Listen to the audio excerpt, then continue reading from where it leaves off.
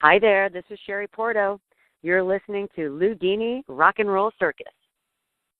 Hey everyone, welcome to the Loudini Rock and Roll Circus. My name's Lou Lombardi, a.k.a. Loudini. You are listening to the Loudini Rock and Roll Circus, and where we interview wildly interesting independent artists from a kind of a wide variety of genres these days. I've had some R&B people and some hip-hop people and a lot of rock and rollers, because that's where my heart is, and we've got some blues people. And today we've got a great blues rock singer, Shari Puorto, on the line with us. We're going to talk to Shari in a second. Before we get started, I would like to thank my sponsor, Positively Pittsburgh Live Magazine, pplmag.com, Pittsburgh's first internet radio, TV network, and online community magazine business directory. It's a place where you can watch videos and download audio and podcasts like this one from the members of the community. You can read articles with a lot of great information, get coupons to find businesses. You can even have your own magazine page where you write your own articles and upload your own audio and video. So if you have a message to say to the world, this is a place to check it out. We've got something like a million visitors a month on Positively Pittsburgh Live, so you definitely want to check that out. It's pplmag.com. Now, as I was mentioning here, I've got this absolutely really phenomenal artist on the line with me today, Shari Puorto. Blues, rock, roots, the whole sort of thing. You know, if you look her up on Rhapsody, she comes under the Americana heading. You know, a whole lot of soul. She's been touring for many years. She shared the stage with the likes of Benoit and Tommy Castro, Joe Bonamassa, Dickey Betts, a whole slew of amazing artists. I see here Robben Trower and Robben Ford and Walter Trout too. Shari's audience appeal is wide, you know, from people in their 20s to people in their 80s. So it doesn't really matter. You're going to love it. And all races and colors, of course. Once you see her show, you'll understand why people are captivated and come back for more. Shari says, we know how to bring an audience together and allow them to feel something deep within their souls that they've never thought existed. Okay, you have to check them out to really know what's going on. Ladies and gentlemen, welcome Shari Puorto to the Loudini Rock and Roll Circus. How are you, Shari? Hi, I'm great. How are you? Good. Where are you calling from? California, Hermosa Beach. Well, okay, now wait a minute. You're not originally from California. You're a Connecticut girl, right? I am a Connecticut girl. All right, so let's go back in time a little bit. Let's step into Mr. Peabody's Wayback Machine, and let's talk about how you got started in music, how you got interested in it, what made you want to play and sing, and take us to the beginning. You know, it's funny because, I mean, I've always had music around me, growing up with very musical parents, especially my father. He loved classic rock. He loved, like, I don't know, Elton John, the Stones, and Clapton. And my brothers also always listened to, like, the Doors, the Allman Brothers, Leonard Skinner, Led Zeppelin. And from that, surrounded by all this great music, I kind of fell into more of the female-fronted bands, like Etta James, obviously, you know, the greats, Aretha Franklin. I loved Pat Benatar too. I still do. And mostly Etta James. I became captivated with her and still am, and was just deeply saddened when she passed away last year. But that's kind of how I became interested in music, was just all the music that was playing around me. I didn't actually get actively involved in music till, I would say, the early 2000s, late 19, and I just kind of fell into the whole music, live music type thing, and started performing, just tiptoeing around. And I would say the early 2000s, I started getting very serious and started writing, and just kind of snowballed from there. It's been great. I love it. What was the first concert you ever saw? Do you remember? Yeah, it was Billy Joel. Oh, wow. Do you remember what tour? No, I have no idea. Yeah, cool. But I remember loved it. I love Billy Joel. He puts on a great live show, for sure. So now, when did you start, like, putting out records? Are we talking early 2000s or more like late 90s? 2005. Yeah, 2005 was was my first record. Mm-hmm. Oh, so you're just like a baby then. I mean, you've only been at this a little over 10 years then. About 15 years, yeah. You're just getting started. In blues, that's just getting started, you know. I know it doesn't feel like it, but I know, it's funny. I mean, the more albums that I put out, the more people I reach and the more people I meet, like you. And, I hired Lion Raccoon to help me promote this record to a better, more extensive level, I should say. And I have no regrets, just the best decision I've ever made. And I hope to partner with her for a long time coming. Yeah, but, she's cool. We have a I got to meet her. I interviewed her a few months, like last summer, and she's been very gracious. So yeah, good stuff. That's good. You're in good hands. Because we definitely want to get your music out to as many people as possible, for sure. So tell me a little bit about the progression from 2005 to now. Like, how has your sound progressed? Could you talk a little bit about the progression from your first record to your current record, Obsession, from My Obsession? Absolutely. The progression has been, I started my first record in 2005, and that was 9 tracks, half originals, half covers. And that was my very first record. I took it on completely on my own, not really knowing what I was doing, but fumbled around the studio with an engineer, and he was amazing, and put out, my first record, which I'm proud of.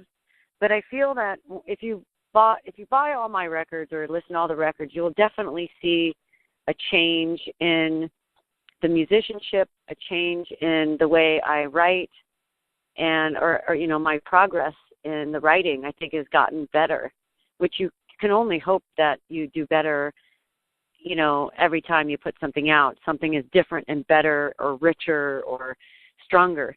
And I just feel like I'm getting stronger as I move on.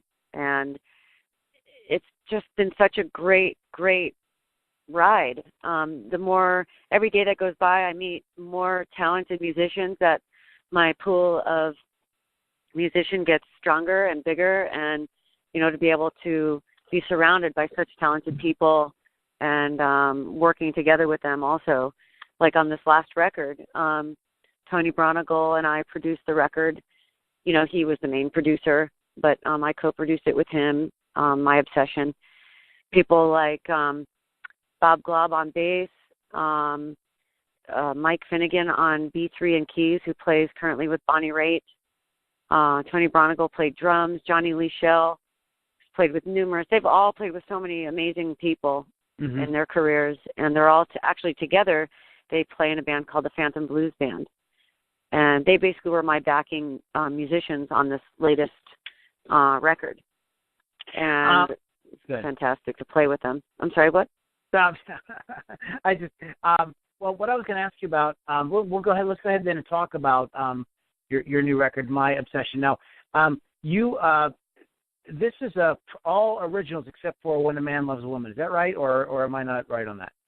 You're absolutely right. Yep. Okay, and when you write, Shari, do you how does that work? Do you collaborate with somebody, or do you just sit down with the guitar or the piano? Like, how do you do it? Every song is different. It just depends. Like, for example, last night I became inspired by something. I don't really even know what it was. I think I was listening to,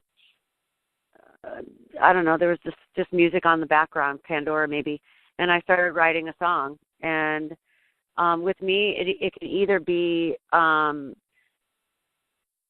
title, which means I will start with the chorus, and then I'll build the song around it.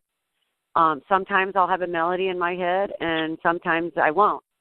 And if I have the melody, I'll sit down with somebody, say it's Barry Goldberg, and he'll be behind the keys, and I'll sing him, what's in my head, and he'll play it out on the piano. And then from there, I mean, he was just a magical person to write with. He and I work so well together. It's so easy.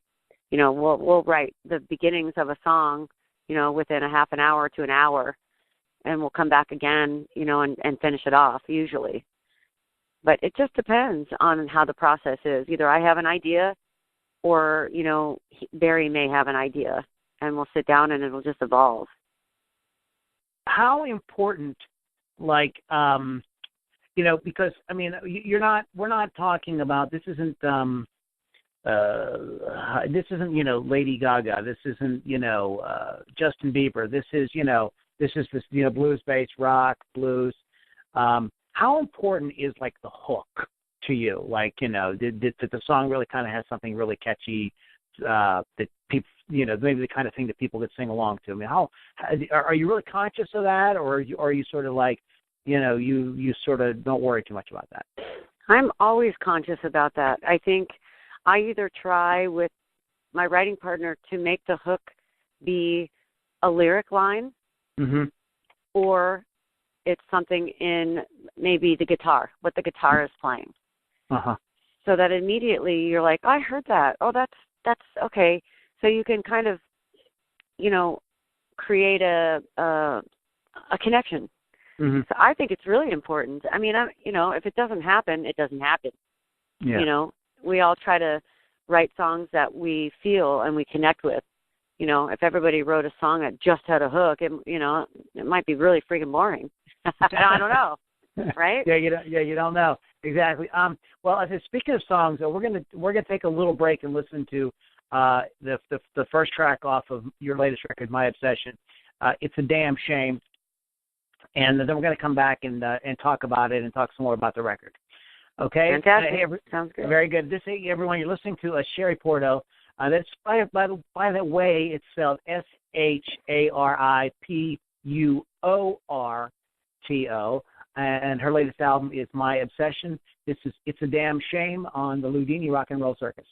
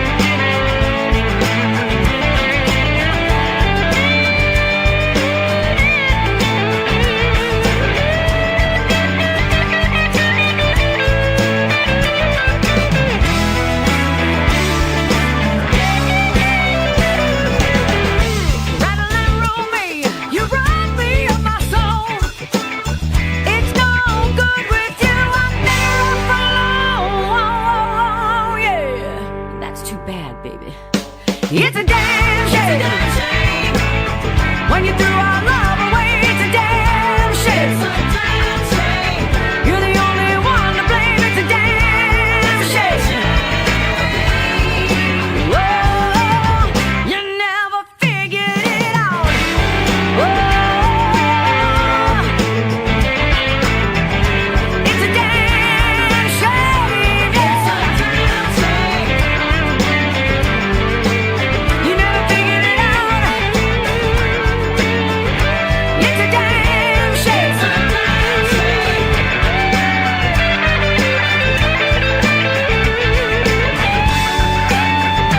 It's a damn shame. All right, that was "It's a Damn Shame." Now, tell us about that song, Shari. I will. I love that song. It's a damn shame. Well, if you just listen to the lyrics, you'll kind of get an idea. But it's about that other person that just didn't quite get it when you were in the relationship. No matter how hard you try, like there's a line in there that says, "You can lead a horse to water, you can fix a broken wing. If that's all you got, I ain't missing a thing." So you can only do what you can do for people, and if they're not on the same page with you, you got to move on, and it's all good, right? Is it tough? I mean, I talk to a lot of musicians, as you know, and some of them are like, they can make, they've got like long time relationships, and they're able to like kind of keep that going.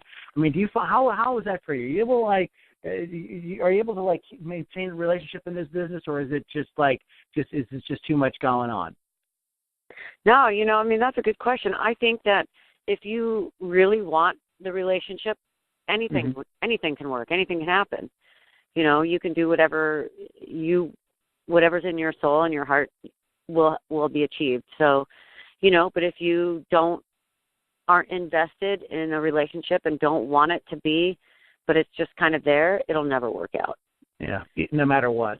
Yeah. But it is hard, if you're on the road a lot, it's not easy, but you gotta work at it. You can't, you have to work at anything to make anything really good. So it's just a challenge, but it can happen for sure. Okay. Now, we have to talk about this because the album is called My Obsession. And it's a cute song, and a kind of like it's not a novelty song, but it's like one of those kind of like, there's a lot of humor in it. So tell us, Shari, reveal to us, please, what is your obsession? I can't say it out loud. No, I'm just kidding. Oh no! just whisper it in my ear. I'll tell you. Okay, I'll just between you and I. It's my shoes. I really do have a little bit of a shoe obsession. I mean, not like Imelda Marcos level. I don't quite have that kind of budget, but to what I can do, I just love the shoes, and a lot of women do, and I think it's such a fun thing. And I thought, wow, what a fun way to connect with people, and men have shoe obsessions too, just like we do. So I wouldn't know anything about that, but some men do. Do you find like a song like this, does that help you connect more maybe with some of the female members of the audience? You get like a lot of like girls coming up to you and talking to you about this, or not just because of the song. I honestly feel so blessed because songs do help, sure, like that. But I have a really wonderful female and male, but female fan base. I don't know, whatever you want to call it. Friends, fan bases. It's surprisingly, I'm so happy to say it though. They're just so wonderful when they come up to me and they're like, "Oh my God, you got to come meet my husband, or you got to come meet my boyfriend." They love you, and I'm like, that is so great. Thank you, so cool. I'm doing something right if I'm connecting to both people, both parties and everybody. Like the description said at the beginning when you mentioned, all races, all ages. It's true. If you, connect with music on a level other than just, superficial, which sort of happens a lot more now, I think, than it used to. You can really connect with a lot of genres, and I think that we're like a blues rock genre, but we do, like you mentioned, we kind of cross genres a little bit. Americana, we tiptoe in that business, in that genre, maybe a little bit rock, but not too heavy, obviously. Mm-hmm. So, yeah, I think we reach out to a lot of different people. Speaking of creating an experience, we've been talking about your recorded music. What is the Shari Puorto Band live experience? What can people expect when they come out to see the show? They're going to expect to go on a little bit of a journey. Okay, all right. As silly as that sounds, I mean, we really, really get into what we do. It's not like pushed or over the top. It's just fun. Mm-hmm. We're people on stage that really care about each other. My band is just my live band. I'm so blessed. They're great musicians. They're fun to be around. I consider them my friends, and we connect really well, like I mentioned, and we enjoy what we do, and we put our hearts and soul in the music, and I think the audience really sees that, and they have fun with us, and we have fun with them. And my point is, if it's not any fun, why do it? So stay home. So the live experience is like fun, kind of like high energy, sort of fun experience. What are some of your favorite songs to sing live? Oh my gosh, recently, almost all the songs on the new record, honestly. And all of them are my favorites. All of them are my favorite. Well, there's some that are more my favorites than the others, but a lot of the songs, like 6 Months Sober, is one of my favorites. It's a Damn Shame, My Obsession. Old Siler Road is on the new record. That's about the street I grew up on in Orange, Connecticut. And, when you think about your childhood, there's a lot of freedom. Days seem to go slower. I just kind of tapped into that memory of that, just growing up on that street, being out late at night, running around with my friends and having a lot of freedom. I miss those days, We can't do that so much anymore. I mean, it's just different, but that's one of my favorite songs. And one of my other all-time favorite songs from my second record is called Out of My Mind. People just crack up, and I love singing it. I never get tired of singing it.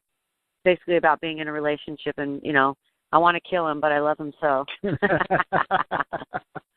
So I still laugh when I sing that because it's so true, Sometimes we want to kill you, but we love you too. That's an Italian thing too. Because I've interviewed a few female blues artists, and I know some personally too.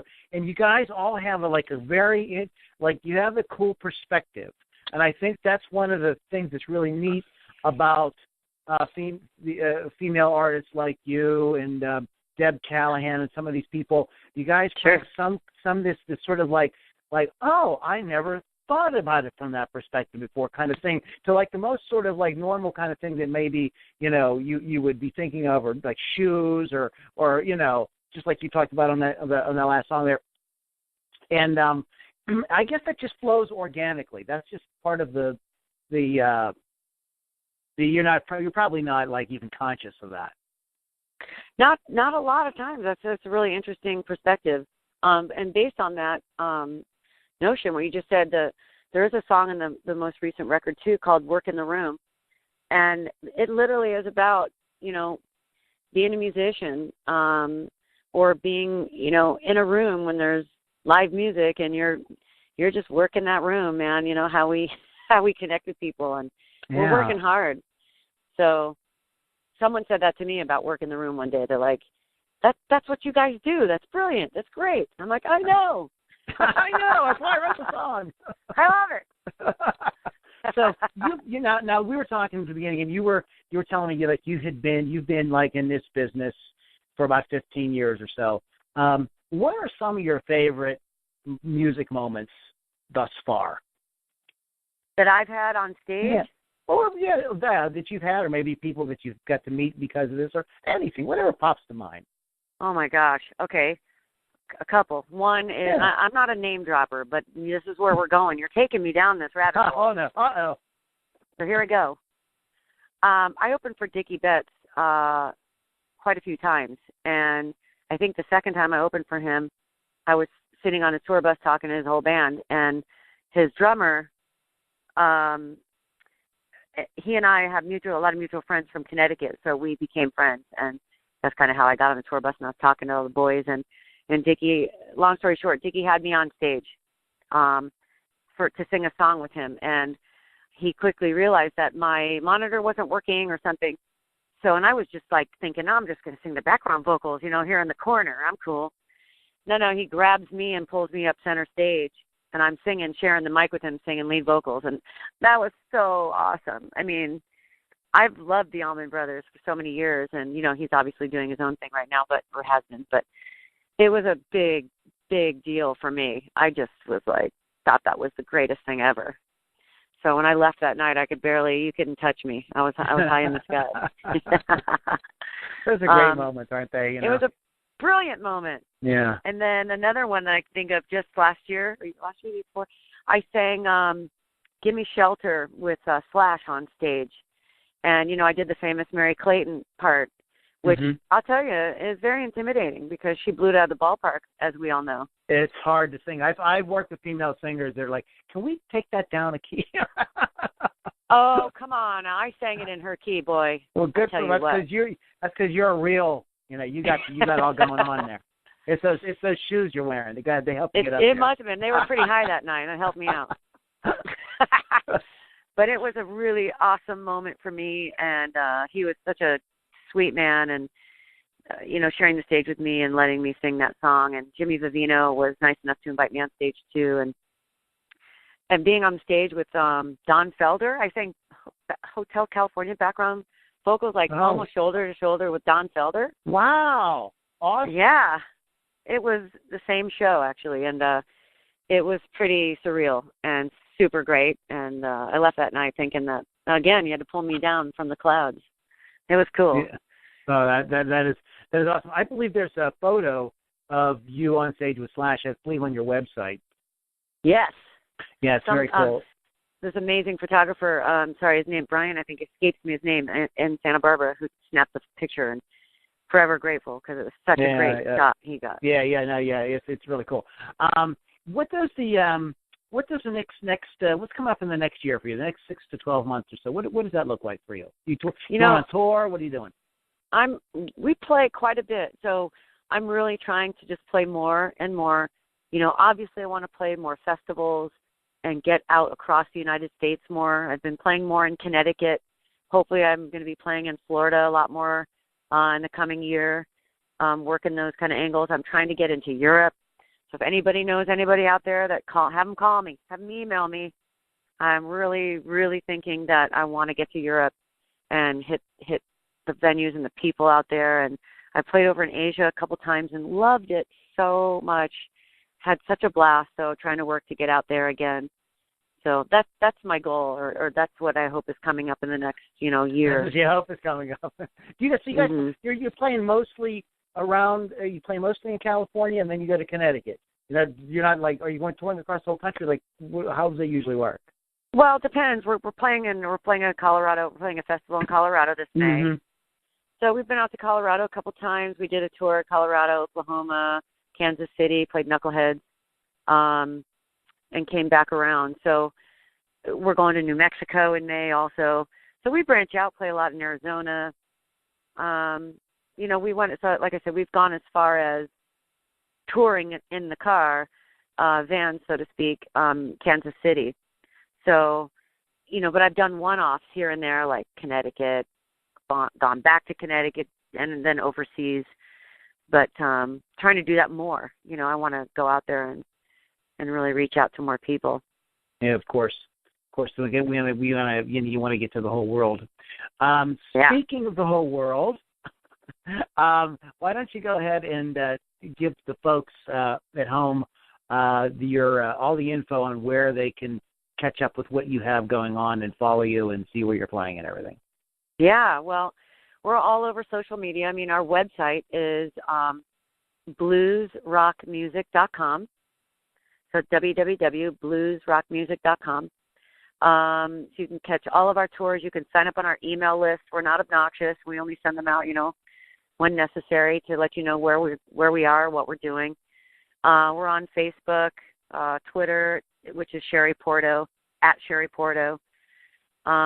But yeah, that's pretty much bluesrockmusic.com is the place to go to catch up. You can send me an email. I read them personally from there, and please buy My Obsession.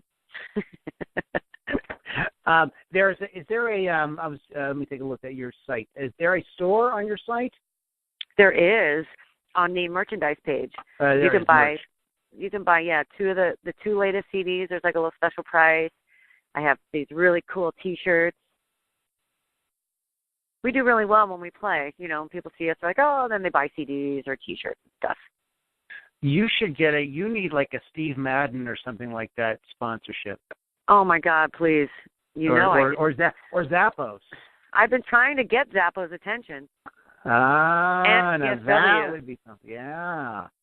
I'm trying. So, anybody, again, have those connections, you bring them my way. Bring them your way. They need my song in their commercial. Yeah, for sure. Hey, we're gonna kind of close on that note. Could you stick around for, we could do after we end the official podcast, I'd like to do a bonus question with you if you got a couple minutes. You got a few minutes? I've got all the time you need. You got it. All right, Shari. Thanks so much. Hey guys, you've been listening to Shari Puorto here on the Loudini Rock and Roll Circus. You can go to bluesrockmusic.com and you can see everything that she's got there. You can buy the CD and everything right there. In fact, I'm looking at it right now. There's a Buy Now button. All right, so you don't have to go search on Amazon or any of that stuff. You can just bluesrockmusic.com and get it right there. Right there. I'd like to thank my sponsor one more time, Positively Pittsburgh Live Magazine. That is pplmag.com. You can visit the Loudini Rock and Roll Circus online at loudinirockandrollcircus.com. We put out a new podcast twice a week, once on Wednesdays and once on Saturdays, so you definitely want to keep up what's going on. Feel free to give us your email address, and we'll send everything directly to you. If you believe in the kind of music that we are trying to promote here, I would highly recommend that you go to supportindierock.com, where we are working on putting more programs together to promote artists like Shari and some of these other great people that I've had the pleasure of meeting here in the past year or so. One more time, the website is loudinirockandrollcircus.com. And for Shari, you want to go to bluesrockmusic.com. Guys, thanks so much for listening, and we'll catch you on the next podcast.